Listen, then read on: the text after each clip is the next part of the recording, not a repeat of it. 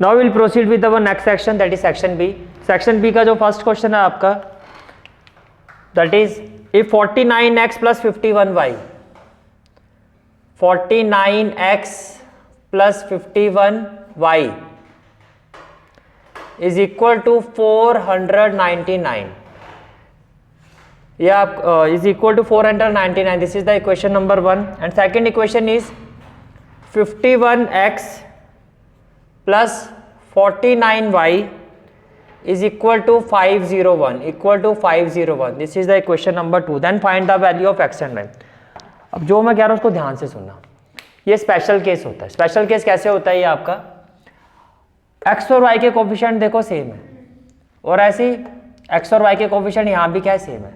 तो जब दो इक्वेशंस के x और y के कोफिशिएंट सेम होते हैं तो उसको सॉल्व करने का वे क्या होता है कि एक बार आप दोनों इक्वेशंस को क्या कर दो, ऐड, एक और दोनों इक्वेशन को क्या कर दो, ऐड, और एक और दोनों इक्वेशन को आपको क्या करना, माइनस। जब आप एक बार ऐड करोगे एक इक्वेशन वहां से बनेगी, और जब आप एक बार माइनस करोगे एक इक्वेशन वहां से बनेगी। जैसे कि एडिंग 1 and 2, मैं इनको ऐड कर रहा हूं, तो ऐड करके क्या आएगा, 9 + 1 क्या हो जाएगा, 10, 5 + 4 9 + 1 क्या होगा, 10, तो ये कितना हो जाएगा, 100x। तो ये कितना हो जाएगा आपका 100x, तो ये हो जाएगा आपका 100x। ये समझ में आ रहा है। इसको ऐड करके भी क्या आ जाएगा, 100y, 9 + 1 10, 9 + 1 10, और ये हो गया आपका 10 हो गया। तो मैं यहाँ से कॉमन क्या ले सकता हूँ, 100। अगर मैं यहाँ से 100 कॉमन लेता हूँ तो ब्रैकेट में क्या हो जाएगा, x + y इक्वल टू हो जाएगा 1000, इक्वल टू क्या हो जाएगा, 1000। तो x + y इक्वल टू क्या हो गया, 10। तो ये हो गया आपकी equation number 3, this is the equation number 3। ये क्लियर हो गया, ठीक है। अब क्या करोगे, नाउ अगेन आप इन दोनों इक्वेशंस को लिखो, 49x plus 51y equal to 499, और 51x plus 49y equal to 501। लेकिन अब ऐड नहीं करना है, अब क्या करना है आपको, सब्ट्रैक्ट करना है। अब क्या करना है, सब्ट्रैक्ट। तो सब्ट्रैक्ट करोगे तो माइनस माइनस और क्या हो जाएगा, माइनस 51, और इसमें 11 - 9 कितना होता है, 2, तो मैं लिखूँ -2x, प्लस में क्या आ जाएगा 2y, और ये भी कितना हो जाएगा आपका -2। कोई डाउट है तो बताओ। यहाँ से अगर मैं -2 कॉमन लेता हूँ तो क्या हो जाएगा, x - y equal to -2, x + y, x - y equal to -2। भाई -2 कॉमन लिया है तो x - y इक्वल टू -2। अब ये भी कैंसिल, ये भी कैंसिल, 1। तो आपकी जो इक्वेशन 4 है वो हो गई x - y इक्वल टू 1। अब क्या करोगे, solving 3 and 4, solving 3 and 4।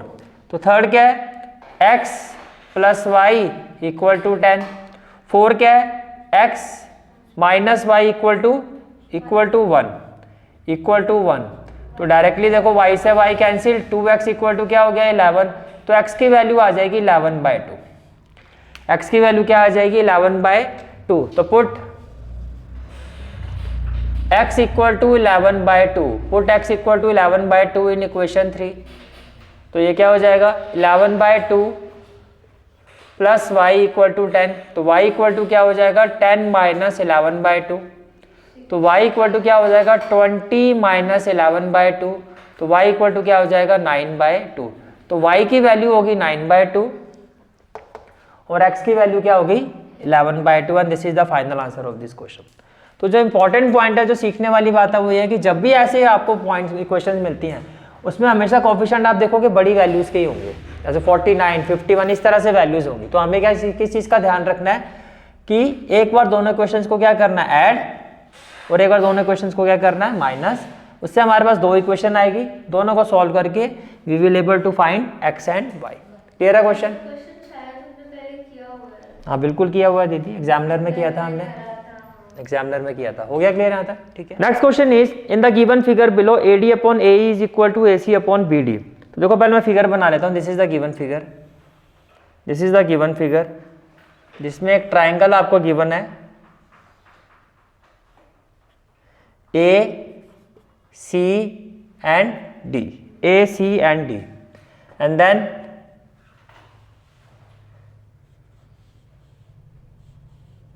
this is the point, this is the point E, this is the point B, and according to the question this is angle 1 and this is angle 2.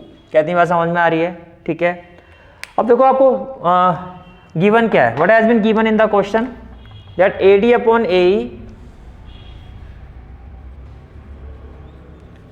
AD upon AE, AD upon AE is equal to AC upon BD. ये समझ में आ रहा है? AD upon AE is equal to AC upon BD. फिर क्या given है? And angle 1 is equal to angle 2. Now what we have to show? To show triangle BAE, triangle BAE is similar to triangle CAD, is similar to triangle CAD. यहां तक कोई भी doubt है तो पूछ सकते हो. क्लियर है यहां तक? ठीक है. सबसे पहले आप इस पॉइंट से देखो एज, या फर्स्ट ऑफ ऑल आप ऐसे स्टार्ट करो, इन ट्राइंगल ABD या in triangle BAD, in triangle BAD because angle 1 is equal to angle 2. ऐसा मैंने क्यों कहा? It has been given. अब किसी भी ट्राइंगल की अगर अपोजिट एंगल इक्वल, तो जो उसकी अपोजिट साइड है वो भी इक्वल, तो which implies what? Which implies AB is equal to BD, which implies AB is equal to BD. ये बात समझ में आ रही है? ठीक है. अब आपको ये दो ट्राइंगल सिमिलर प्रूव करने हैं, तो इनको कंसीडर करोगे. तो आपने लिखा in triangle BAE and triangle CAD, in triangle BAE and triangle CAD. अब देखो फर्स्ट ऑफ ऑल क्वेश्चन में क्या किया, देखो जो ट्राइंगल BAE है उसमें भी एक एंगल A है और जो ट्राइंगल CAD है इसमें भी एंगल A है. तो एंगल A जो है वो एंगल A के क्या है? इक्वल है. वाई? कॉमन है भाई. नाउ अब क्वेश्चन में आपको गिवन क्या है? AD upon AE is equal to AC upon BD. AD upon AE is equal to AC upon BD. ये क्वेश्चन में आपको गिवन है. क्या मैं इसको ऐसे ले सकता हूं? AD upon AE is equal to AC upon BD. किसके इक्वल है? AB के. Why? Because BD is equal to AB, because BD is equal to AB. ये भी आपने प्रूव किया. अब ऐसे हुआ क्या? देखो BAE, मैं ट्राइंगल को शेड करके दिखा रहा हूं. एक ट्राइंगल जो है आपका वो ये है BAE, ये वाला, और दूसरा ट्राइंगल है CAD. अब इसको भी मैं ब्लू आउटलाइन से शो कर रहा हूं. CAD, ये देखो CAD. अब जो आपने यहाँ पे रेशियो लिया है वो देखो क्या है. आपने कहा AD बड़े वाले ट्राइंगल का हो गया, अपॉन में AE इस ट्राइंगल का हो गया जिसको आपने शेड कर रखा है, इस ट्राइंगल का हो गया. इसके बाद AC इस ट्राइंगल का हो गया और AB इस ट्राइंगल का हो गया. तो रेशियो बन गया. और इनके बीच में जो एंगल है वो भी इक्वल है. एंगल है इक्वल टू एंगल है, which implies triangle BAE is similar to triangle CAD and the reason is side angle side. The reason is side angle side. Clear हो गया question? Now next question is in the given figure. In the given figure O is the center of a circle. देखो आपको figure given है. This is the given figure. This is the given figure जिसमें centre क्या है? O है. Center is O. O is the center of a circle. तो अगर मैं इस फिगर को ड्रॉ करता हूं तो ये जो लाइन है आपकी, ये है आपका A. ये वाला पॉइंट क्या है आपका? A. और एक रेडियस और है जो सर्कल को किस पॉइंट पर टच कर रही है एज पर क्वेश्चन B. उसके बाद दो टेंजेंट हैं. एक टेंजेंट जो है आपकी वो किस पॉइंट से पास हो रही है? इसका पॉइंट ऑफ कॉन्टैक्ट क्या है? इसका पॉइंट ऑफ कॉन्टैक्ट क्या है? A. इसका पॉइंट ऑफ कॉन्टैक्ट क्या है? A. और दूसरी जो टेंजेंट है उसका पॉइंट ऑफ कॉन्टैक्ट क्या है? B. दूसरी जो टेंजेंट है उसका पॉइंट ऑफ कॉन्टैक्ट क्या है? B. ठीक है, तो ये हो गया P. फिर आपको ऐसे एक पॉइंट यहां पर गिवन है, एक पॉइंट और गिवन है जो सर्कल पर ही लाई कर रहा है, वो पॉइंट क्या है, Q। वो पॉइंट क्या है, Q। पहले बताओ क्या यही फिगर है, ये समझ में आ गया आपको, ठीक है। अब क्वेश्चन में गिवन क्या है, P and P are tangent angle APB, angle APB ये वाला जो एंगल है ये है 75 डिग्री, ये वाला एंगल कितना 75 डिग्री। हमें फाइंड करना है ये वाला एंगल, हमें फाइंड करना है एंगल AQB, हमें फाइंड करना है angle AQB। Again very interesting question. देखो फर्स्ट ऑफ ऑल देखो, मान तो ये रेडियस है, ये भी रेडियस है, तो क्या मैं कह सकता हूँ ये जो एंगल है ये 90 डिग्री होगा, radius is perpendicular to tangent, इसको मैं एंगल 1 ले लेता हूँ। और ये जो एंगल है ये भी क्या होगा 90 डिग्री, ये समझ में आ गया। ये 1 हो गया, 2 हो गया, इसको मैंने ले लिया 3, और ये एंगल क्या हो गया आपका 4, ये क्या हो गया 4। अब देखो यस, फर्स्ट ऑफ ऑल आपने कहा here angle 1 is equal to angle 2 equal to 90 degree each. उसका भी रीजन क्या दोगे, रेडियस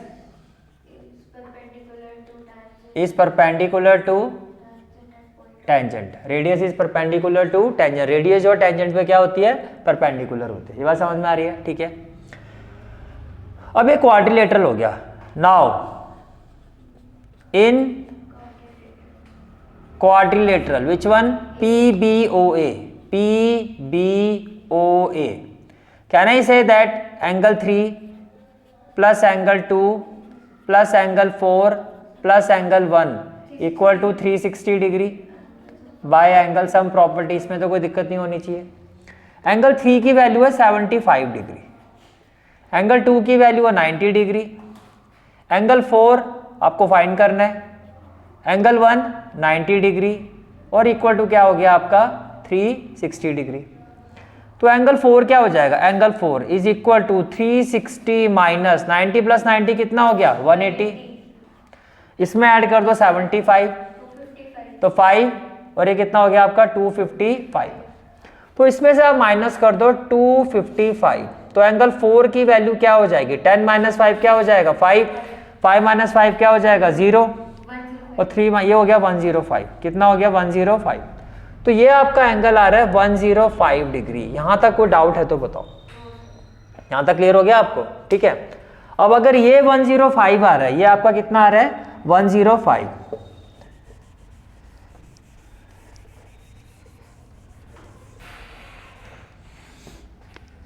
अब देखो ये एंगल आपका कितना आ रहा है 105, तो आपने कहा here angle 4 is equal to 105 degree, ये क्लियर है, ठीक है। अब देखो मैं एक आर्क शो कर रहा हूं आपको, ध्यान से देखना, ये आर्क, ये वाली समझ में आ रहा है। इस आर्क पे ये एंगल है 105, इसी सेम आर्क पर एक एंगल और बन रहा है ये वाला। एक थ्योरम पढ़ी थी आपने सर्कल चैप्टर में, यस यस यस। तो देखो एंगल AQB नाउ, तो ये जो एंगल AQB है, angle AQB it will be equal to half of angle AOB। या ऐसे नहीं लिखना चाहते हो तो पहले जो इक्वेशन होती है स्टेटमेंट के हिसाब से मैं लिखवा देता हूं, तो ऐसे लिख लो। Now angle AOB is equal to twice of angle AQB, equal to twice of angle AOB। अब इसका रीजन क्या है AQB, क्यों आपने ऐसा लिखा, because the angle subtended bye an arc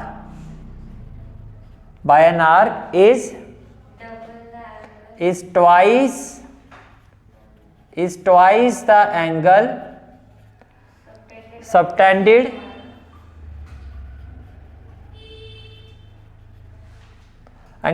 by an arc is twice the angle subtended by the same arc, the angle subtended by an arc at the center is twice the angle subtended on circumference of circle, on circumference of circle। भाई circumference का मतलब boundary, centre पे जो एक arc angle बनाएगी वो double होगा circumference पर कोई भी एंगल बनेगा उसके उसी आर्क के थ्रू। अब ये आर सर्कमफ्रेंस में एंगल बना रही है ए क्यू बी और सेंटर पे बना रही है ए ओ बी, तो ये एंगल जो है ये एंगल ये डबल होगा इस एंगल के, यही आपने लिखा यहाँ पे। तो इसका मतलब जो आपका एंगल ए क्यू बी है जो आपको फाइंड करना है, ये फिर half of angle A O B हो गया। ये क्या हो गया फिर? Half of angle A O B.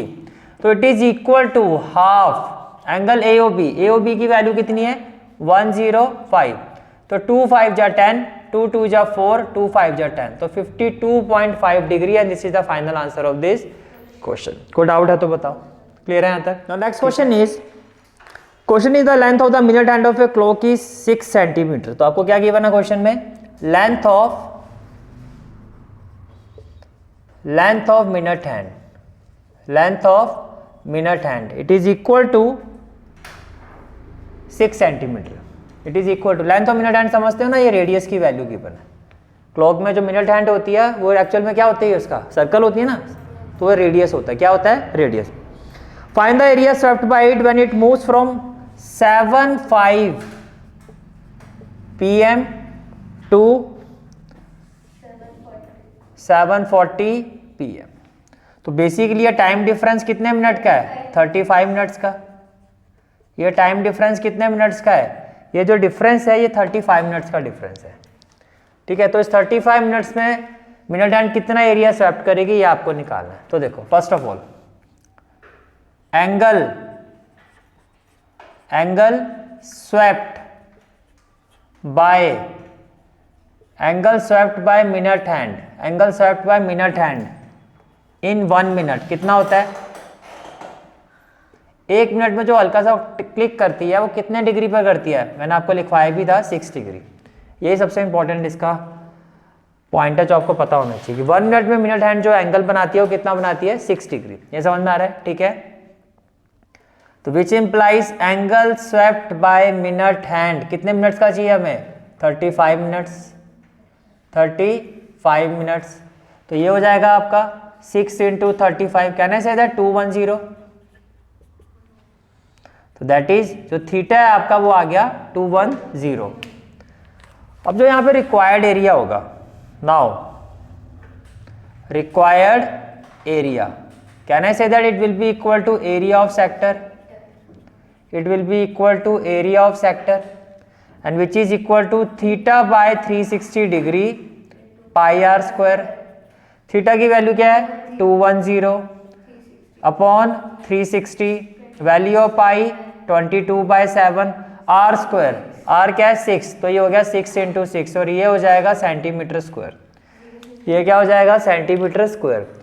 तो ये 0 से तो 0 कैंसिल हो गया और 6 6 जा 36, 7 1 जा 7, 7 3 जा 21, तो ये आ गया आपका 66 सेंटीमीटर स्क्वायर। 66 सेंटीमीटर स्क्वायर यानी कि 35 मिनट्स में जो मिनट हैंड ऑफ कितना एरिया स्वेप्ट करेगी? 66 centimetre square. Is it clear? Next question is if sine a + b = 1, according to the question sine a + b = क्या है? 1। तो पहले मुझे बताओ 1 साइन पर किसकी वैल्यू होती है? 90 की। तो which imply sine a + b = क्या? Sine 90 degree. तो can I say that a + b = 90 degree and this is equation number 1। This is equation number 1। फिर आपको कहा जा रहा है cos a - b। Now cos a - b ये किसके इक्वल है? √3/2। अब मुझे ये भी बताओ cos a - b √3/2 किसकी वैल्यू होती है? वेरी गुड, cos 30 डिग्री की। तो कम आ रहा दीदी ना, भिड़ गया। चलो ओके, थैंक यू दीदी। तो ये क्वेश्चन 2 नहीं होगा, लेकिन तुक्के पर ध्यान चला गया मेरा। a - b क्या होगा आपका? 30 डिग्री। तभी कहते हैं फोकस। ठीक है, अब दोनों को सॉल्व करो। सॉल्विंग 1 and 2, सॉल्विंग 1 and 2, तो क्या होगा? a + b = 90 degree, a - b = 30 degree. ये बात समझ में आ रही है? तो देखो b से तो b कैंसिल हो जाएगा, a + a कितना हो जाएगा? 2a और ये कितना हो गया? 120 डिग्री। तो can I say that A equal to 60 degree, A equal to क्या हो गया 60 डिग्री। तो क्या करोगे, put A equal to 60 degree in equation 1। तो जब ए की जगह 60 पुट करोगे तो 60 प्लस बी इक्वल टू 90, तो b इक्वल टू क्या हो जाएगा 30। तो बस यही फाइंड करना था, a और b। Clear a question? This is for today's class. I hope you like this class, and if you like this class then do like, share and subscribe my channel. And don't forget to press the bell icon. Bell icon press करने से क्या होगा, जो भी मैं lecture upload करूँगा you will get the notification of that lecture. Thanks for watching this video. जहाँ तक आपके मैथ्स कोर्स की बात है, कंप्लीट मैथमेटिक्स कोर्स की जो प्लेलिस्ट का लिंक है वो आपको डिस्क्रिप्शन सेक्शन में मिल जाएगा। So bye, take care and have a great day.